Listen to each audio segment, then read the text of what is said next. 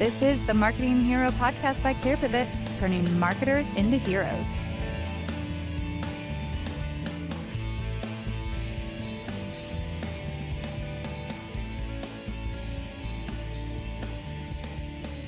Welcome to the Marketing Hero podcast. Did you know that we also have a newsletter? That's right, you can join today at clearpivot.com/newsletter to get monthly emails with our best tips on topics like effective lead generation, creating content that attracts and connects with your prospects, and how to get started with inbound marketing. Sign up for the Marketing Hero newsletter at clearpivot.com/newsletter for SaaS marketing insights that will move your metrics. On today's episode, I talk with Nate Smoyer of Avail, a software for landlords that helps manage properties and tenants. And this should be a good one because Nate is not only a director of marketing, but also hosts his own podcast called Tech Nest. Our conversation focuses on how Nate has navigated startup life with a super detailed rundown of how he rebuilt a failing marketing team with insights into how to create a culture that helps a software company retain top talent.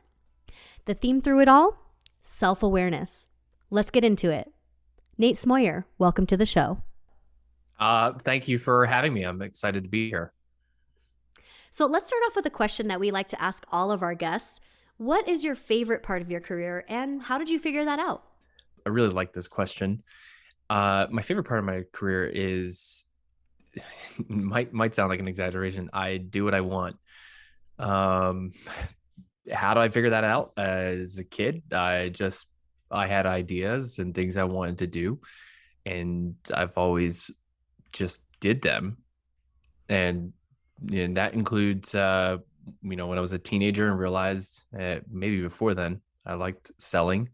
I liked promoting things. I liked kind of being a hype guy. And so I knew pretty early that in general, I wanted to be in marketing and selling. So yeah, I've just kind of pursued that and done what I've wanted along the way. And what does that mean for you, doing what you want? Does that mean that you don't need to clock in and out, that you don't have necessarily a boss? Like, tell me a little bit more about what that means. Yeah. So I mean, yeah, we don't clock in and out at Avail. Generally we have a start time, and every day our team meets 10 a.m. Central as a, quote unquote stand up. Now we are a remotely distributed team, so we're not actually all standing up and then, turning on our camera, but doing what I want. And like, I'm literally doing the work that I'm interested in the industry that I'm interested in. The way that I'm interested in doing it. There's a long road here. It wasn't always like that. My first marketing venture right out of college was an abysmal failure. I think it was a cool name. I started a little agency called Chatterbox Marketing. It was 2009, and social media, like everyone was trying to figure out their angle and what it was going to look like, and I was beta user on like everything that's cool now. But then it wasn't well known. And so, I went after it. I just didn't know how to get to where I wanted to be with it. So I certainly had to cut my teeth and do a lot of stuff I didn't want to do, manually cleaning spreadsheets, to build out good email campaigns and actually doing cold calling to figure out the customer so that I knew what to write, and, spending longer than I would have liked to in a social media role. But through that journey, I learned a lot about partnerships. I learned a lot about affiliate marketing, which then, I then got into paid media. And so it all unfolded to getting me to where, I get to do what I want, which now means, I'm in real estate, I'm in tech.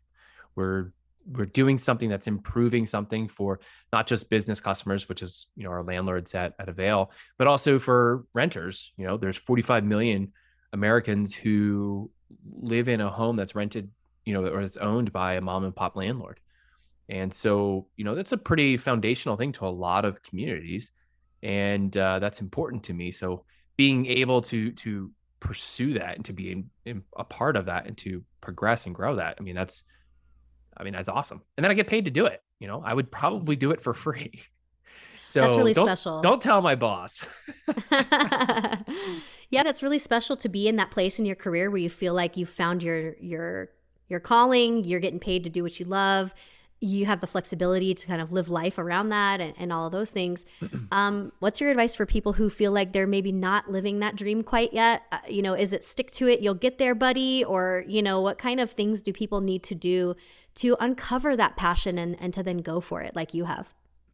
So 2006 to 2008, I was working at a home builder, privately held home builder on the East Coast, and very trying time to work at a home builder. I was brought on as building services coordinator, which really just meant I was kind of a janitor. And then they gave me security, which was kind of cool too, because I got a truck that came with that, but I don't know anything about security. And like my second day on the job, I mean, it was a weekend, but I got called in, was a fire marshal from a marina that we owned saying, the marina's on fire. We need someone here from your company. We need to knock down some of these buildings. You need to get here yesterday. Well, sorry, mom, I've got to leave dinner because, so it was interesting to say the least, but I remember talking with my manager and sharing ideas I had for my future. I didn't go to college out of high school. There was a 4-year gap there. And I felt really far behind, didn't know how I was going to pay for it. And, really didn't know where I was going. And I remember just sharing with her, and she just kind of looked at me and said, what are you waiting for?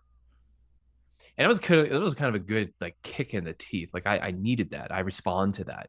So to anyone else who's not really stoked on their spot, I don't know what you're waiting for.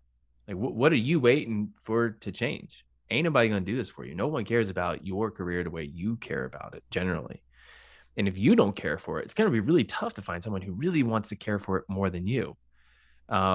So, for me, I've had multiple moments of having to pivot that. So like when my wife took a job that moved us from Washington State down to Tennessee, I was a realtor in Washington.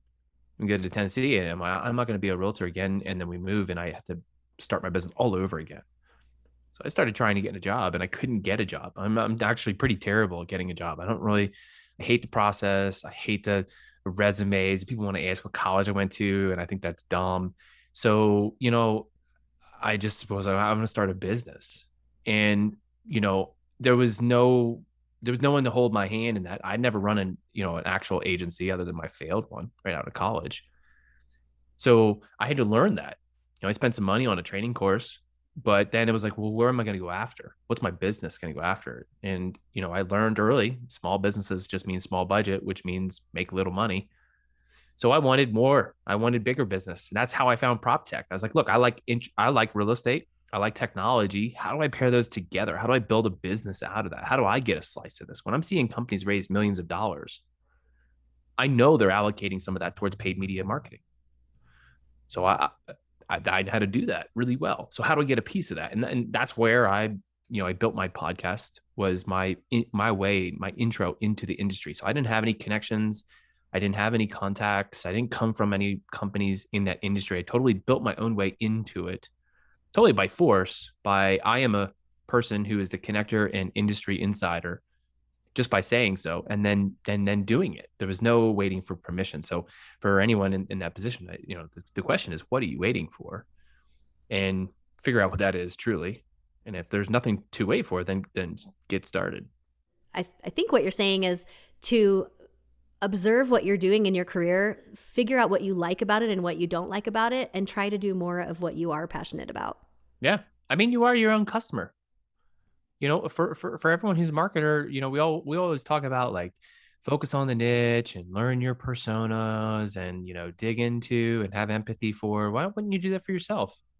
Mm-hmm. Why wouldn't you chart that funnel for yourself? You know what the conversion is going to be at the end of the day, where you want it to get to. It's no different. It's the same thing. There's a funnel of actions that need to happen in order to get there. You do it for other people's businesses.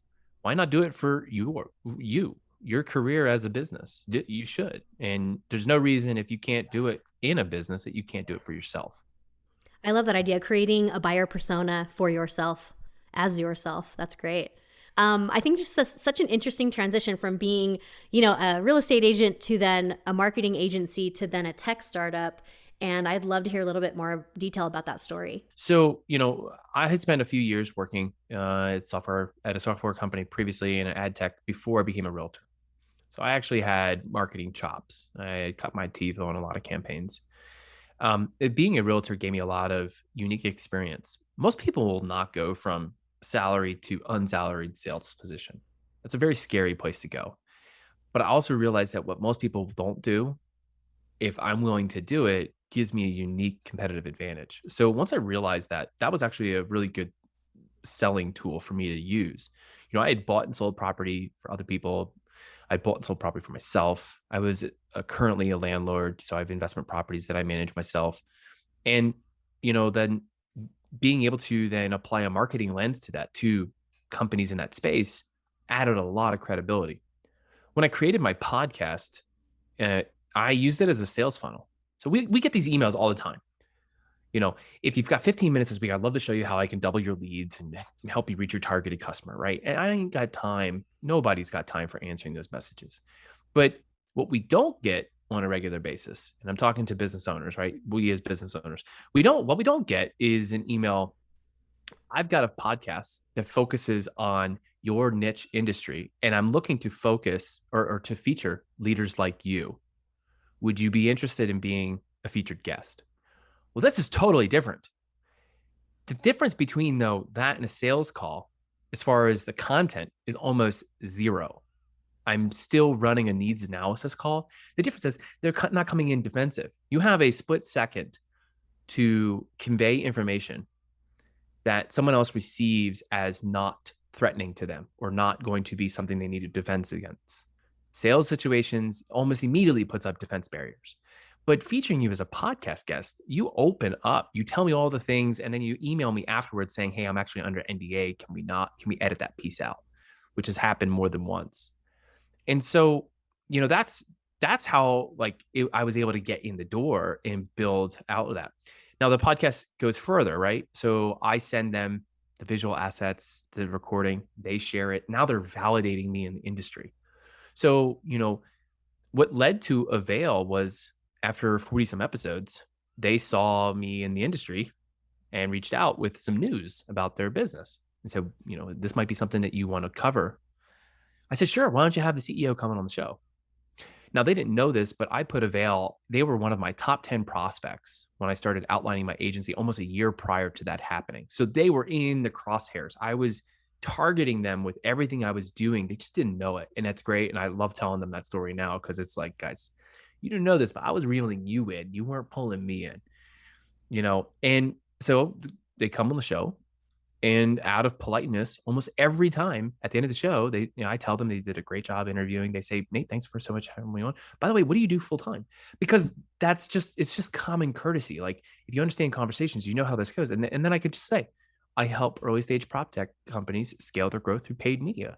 Well, they had just raised money. They needed to deploy the capital. They needed growth. I'm the guy. I've not talked to anyone who specializes in that. So that's how I was able to earn clients out of the podcast.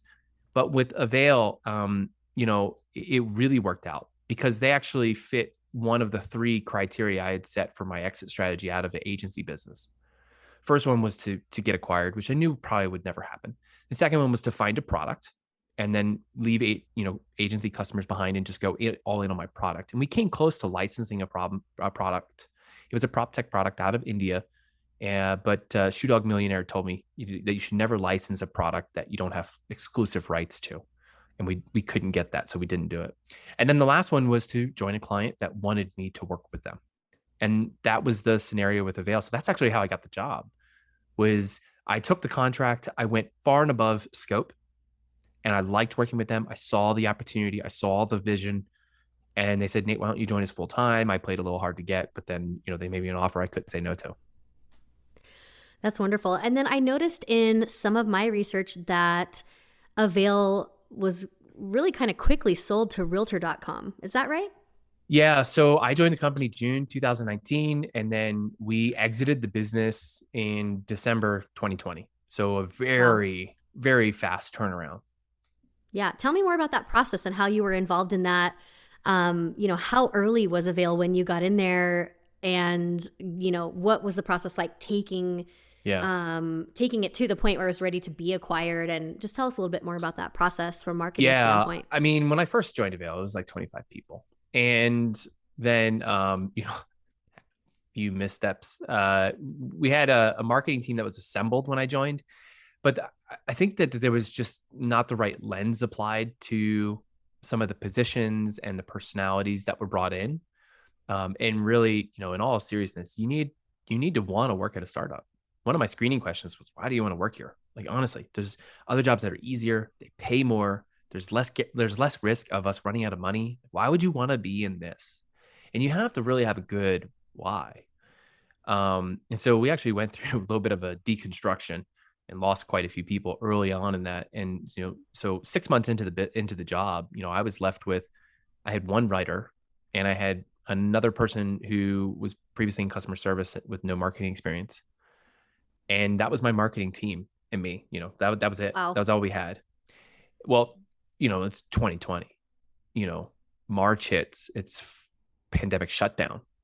So the problem here was we were aiming to close our Series A end of 2019. We never closed the Series A until like late summer 2020. So I had the early challenge of that year of, how do I get our money to last? How do I still maintain growth that we're attractive to venture capital? How do I build a team around this? And how do we actually execute? Because we're so short staffed. So we really devised a handful of really interesting strategies to be able to do that. I mean, we've maintained a focus on trying to get other landlords to want to talk about us, influencers to want to talk about us. And the theory was, the more that people would talk about us, the more that people would talk about us. And that would stretch our dollars. So we did a whole podcast tour, did a lot of organic PR, leveraging data as content. And I have a whole philosophy that data is content, content is product. And if you treat your release of content like you would a product release, then that the quality goes up. And if you use unique data in your content, that makes it a unique product, and unique product gets attention.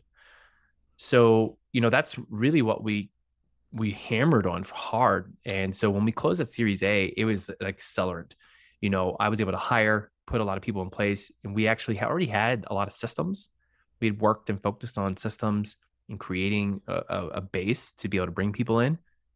So when we went under contract to sell, that was a bit of a whirlwind, because you have to operate your business as if the deal is going to fall through.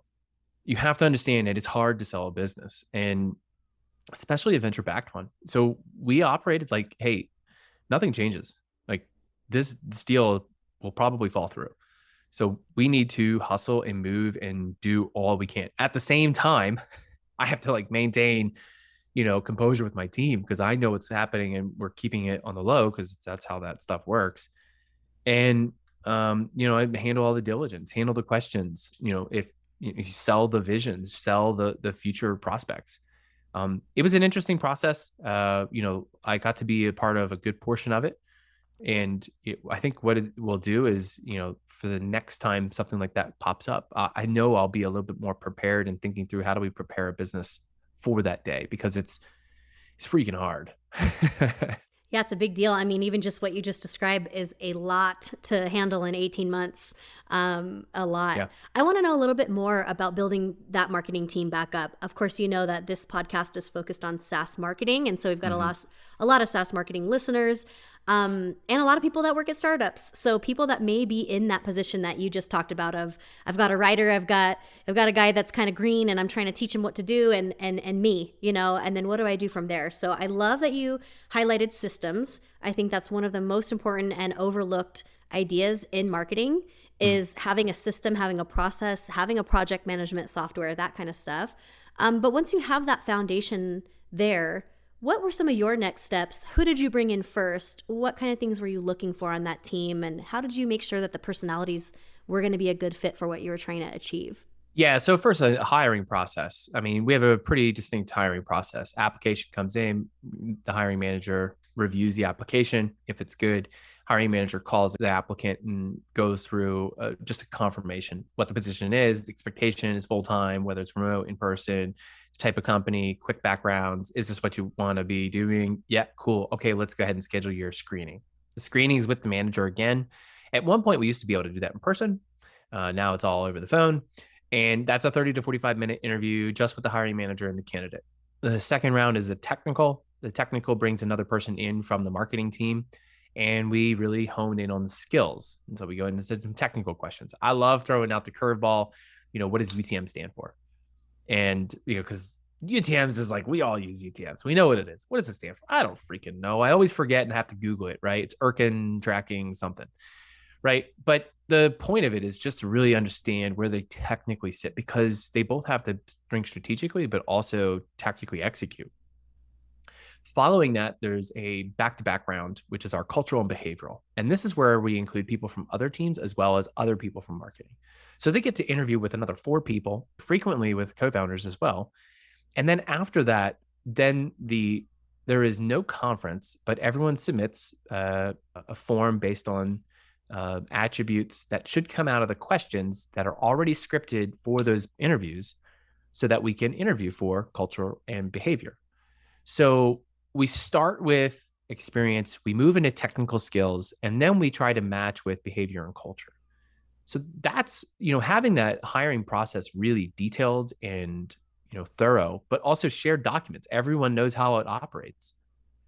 That's how we get a consistency. The developers get same cultural and behavioral questions as a copywriter does. So you get a lot of consistency across the company of the type of people that are there. And you really need that, because a small team needs to be close knit. One detractor on 100 is lesser impact than one detractor on 10. And that can't be underscored enough, especially in a startup business. For those who are trying to build their team, like knowing which roles, you've got to look at your funnel. At some point, a business might make more sense of making calls one-to-one. And then it makes more sense to maybe scale up some email outreach. And then it might more sense to do some paid marketing to expand the funnel. And then it might make sense to expand your paid marketing to expand awareness. Well, all those are different roles. And understanding your funnel and where you have the efficiencies at and inefficiencies at will kind of point to where you need to hire. Look, you don't have to hire 4 email marketers if you've got 100 people on your email list. And if your email marketing is so complicated that you need that many people, you may want to simplify your product offering. You're probably a little too far left field. So that's really challenging. One role that a lot of people tend to want to offer is a generalist, bringing in someone who's kind of jack of all trades. That was me in many previous roles, and kind of still is. This is a very hard role to hire for. They need to be comfortable in ambiguity, comfortable in ownership, comfortable in not knowing what the hell they're doing, and actually have a clue of how to do things. It's a very unsettling position. It feels very lonely. They need to follow direction, but also be a bit of a maverick. But be open to hiring that, because when you find someone who can operate in that capacity, it brings tremendous value as long as they're really bought in on the vision and mission. So, there's some general guidelines that I would think. Obviously, every business is different, and if you have a true SaaS business where there's a sales model, not purely product led, like we don't have any SDRs, no AEs, no customer success. It's all product and marketing. So, if you have a traditional sales model, of course, that will also dictate some positions that you really need to enable sales to do what they need to do. That's a really excellent and detailed description. I would really love to know more about that culture fit and what kind of questions do you ask? How do you determine the qualities or what answers you're looking for with that? Is it, what time do you get up in the morning? Are you a morning person or night person? Like, what kind of things do you want people to say, that would allow you to know that they're going to gel with your team? Actually asking, do you work better in the morning or evenings? Do they even have self-awareness of when they do their best work? If someone's like, I don't really know. I never thought about that. Okay. Well, we're asking, like, do you have self-awareness where you can look back and when do you do your best work? Do you enjoy working fast-paced? Do you enjoy always talking with other people? If you enjoy a collaborative role, but the role is really not very collaborative, probably not a fit. If you need silo, but your role is a product marketer or product manager, probably not a fit. These are, we look for those pieces that are attributes to the role specifically. So while the answers may vary as far as like the right answer, quote unquote, the right answer per role, the questions are the same. We just, we're able to apply those answers and apply the context. you know, I think there's also obviously like here is just how well do you like can you bridge a gap? How well can you like immediately show that you're interested and willing and wanting to be a part of this team? That's ultimately what it boils down to. Like, do you want to be here? Not do you want this job? Do you want to be here? Because there's lots of jobs. Who cares? Go get a job. And for most people, I think avoid startups if you want a job. Just go get a normal job. Go to P&G, go to follow that track. You'll learn all the proper terms, you'll know how to do forms, you'll run around circles on me on making decks. But if you want to build cool shit and you want to do a lot of fun things, then great. Come into the chaos of a startup. And I don't know that there's a perfect way of screening for that, but that's what we're looking for. Who wants to be part of that? Who wants to be here doing what we're doing? And that job is part of that. I hear a really interesting theme in what we've been talking about so far, which is self-awareness. You talked about your own career and developing self-awareness with what you're passionate about and then going for that. And then I hear you talking about self-awareness with the people that work with you now. How important is self-awareness to you? You know what? I will admit I've never actually asked that question, but apparently important because I've talked about it a few different times here. Yeah, isn't it interesting how it just kind of comes out? I mean, it's makes sense that you need to be aware of yourself, what you want to go for, what types of jobs might be a good fit for you, what you would be good at, what you like doing. I think a lot of us will go for a job for the security of it and then allow ourselves to be miserable for years. And it's like having that self-awareness beforehand or even developing it during that experience can help us live a lot more of a passionate and fulfilled life, right?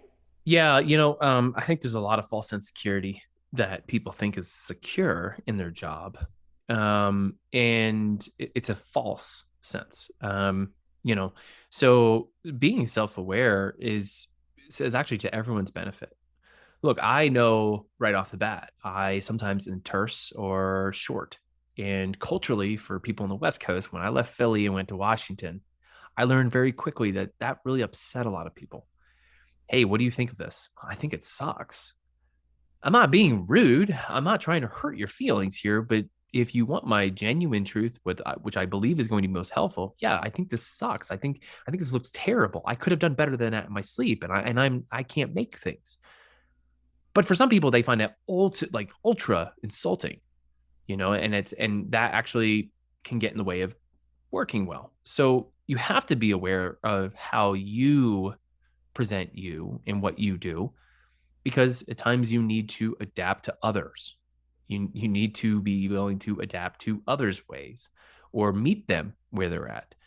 I don't know that you can do that successfully without being self-aware. At times, that's where you may become a bull and just plow through people. And while at some companies you'll get the job done, but there's collateral damage when you do that. And I can say, after we went through that rebuild, our retention rate is ridiculous.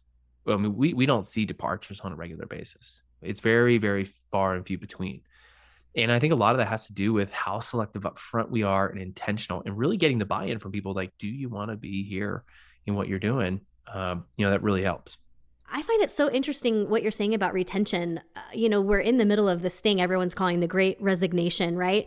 Everybody's leaving positions, a huge amount of turnover at many of the SaaS companies that I've spoken with recently. And I want to point that out, that being careful about who you're hiring and having a culture, knowing what the culture is, and even on that aggregate level at the company level, being self-aware as a company and being aware of your culture that you're trying to build. What a poignant thing to talk about in this era where everyone's leaving their jobs and switching places and all of that.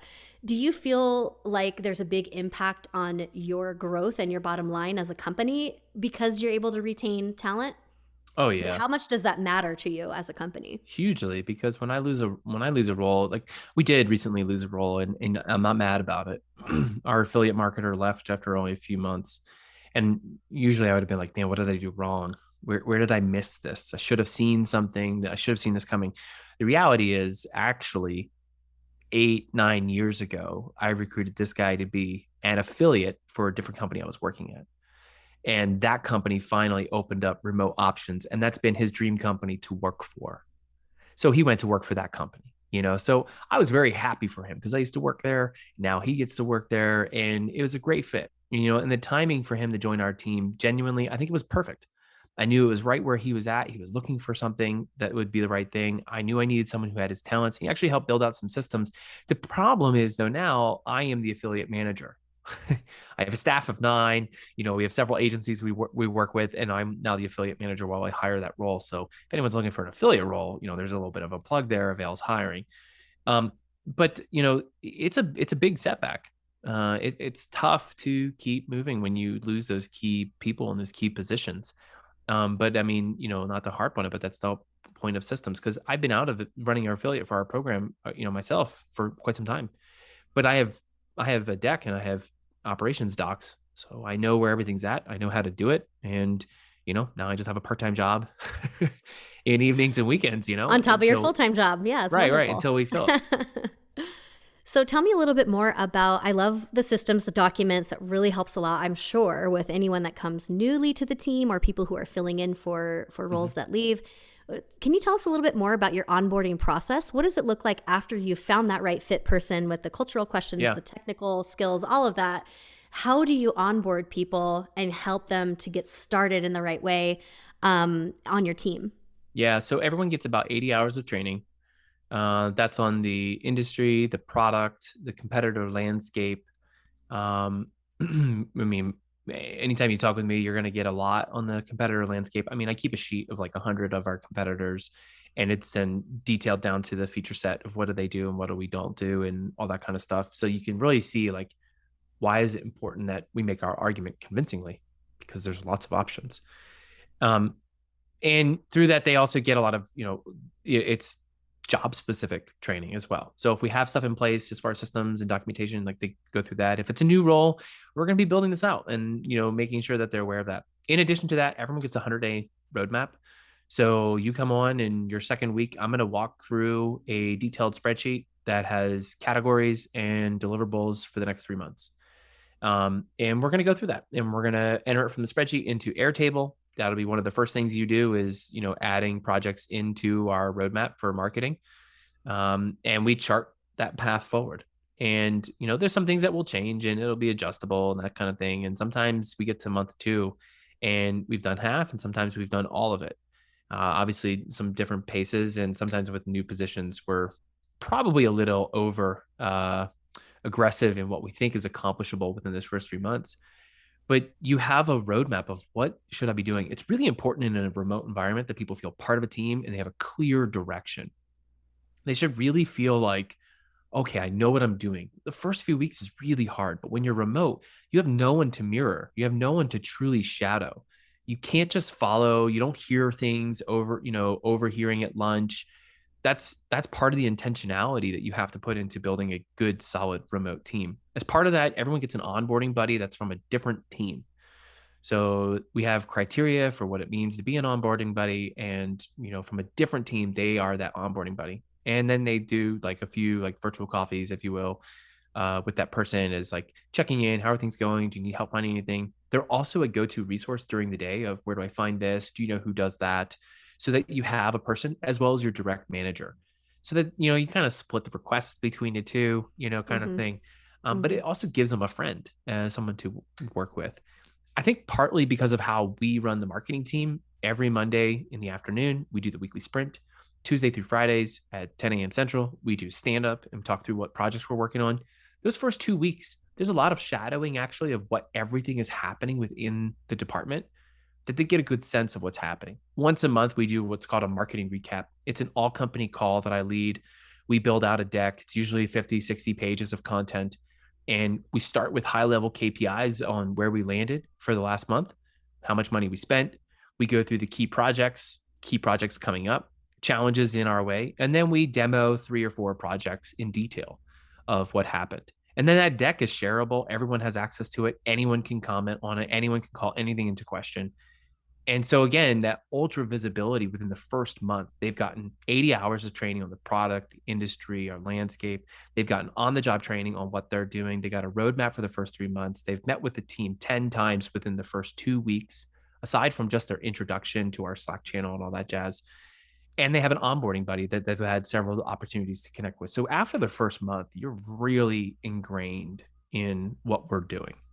Yeah, sounds like you're in it. You're in the deep end right away, and that's a really detailed process for them.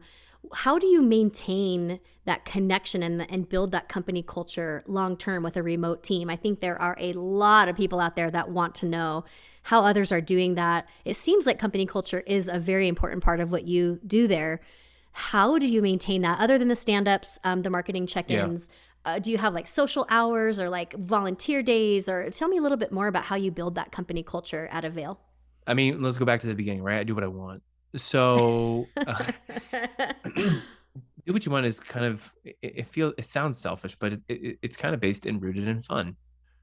Look, we're marketers because we didn't go into nursing, right? I remember all the nursing students in college, like sitting in the hallways with like postcards and cramming, like, and I'm just thinking like, guys, I've never pulled an all-nighter. I went to a crappy school, so there's that. But the point is like, marketing should be fun. We should enjoy what we're doing. So like one of the things I talk about is delivering delight to our customers. But part of delivering delight is actually joyful in of itself. So we have a banner for our monthly newsletter. It goes out twice a month. And I was like, guys, why don't we take a new direction with our banner? It was the same thing all the time. I was like, why don't we do a Google Doodle? Let's do our own little doodle. It's seasonal. So we get to have like, there is no metric tied to performance on this banner. There is no measurement of how it performs. And we have tested a few to like confirm we're not hurting conversion rates or anything. But, you know, like the last one we ran in December was an artistic depiction of the Christmas Story with the kid with his tongue stuck to a flagpole. And it's the same setting. We just change what's happening. Groundhog's Day is coming up. We've done New Year's, 4th of July. Like we do something every single month. It's a new doodle. So we have a graphic artist and our marketing collaborating to make something fun. You know, every once in a while, we'll just block out everything, tell everyone we're on vacation. But the reality is we're just going to spend a day doing stuff, whatever it is. And it might be ideation. It might be reading. It might, whatever. You know, we're going to break out a little bit. You know, Mondays, how was your weekend? What would you do? We don't talk projects until we get through weekend. Fridays, before we get through stand, what do you got going on? What's happening here? We have fun with birthdays. We have our own little inside memes and chats. And part of that is just like intentionally pursuing that with every individual. I have one-on-ones with everyone that reports directly to me every other week. And I have one other manager who then handles that for the other half the team. Well, there you have it, everybody. We've got Nate Smoyer talking about bringing the joy back to marketing and doing what he wants. That's a great message for you on this episode of The Marketing Hero. Hey, Nate, thanks for coming on. We really appreciate your time. Thank you.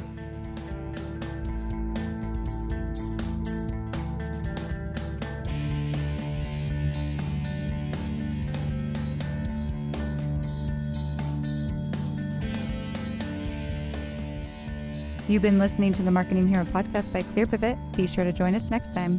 For more information, visit www.clearpivot.com.